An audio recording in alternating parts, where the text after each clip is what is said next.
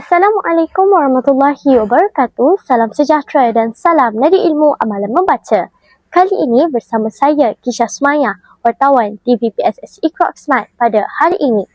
Jadi pada hari ini iaitu 2 April 2026, kami seramai 28 orang pengawas pusat sumber sekolah akan menyertai lawatan sambil belajar ke Perbadanan Perpustakaan Awam Pahang yang telah dianjurkan oleh Pusat Sumber Iqra Smart.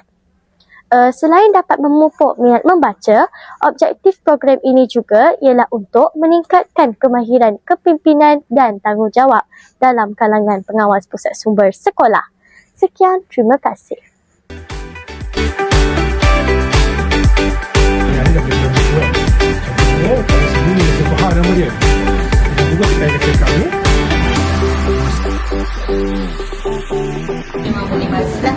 Okay, bilik sumber media ada CD-CD. Aspirasi remaja more to jamming studio lah.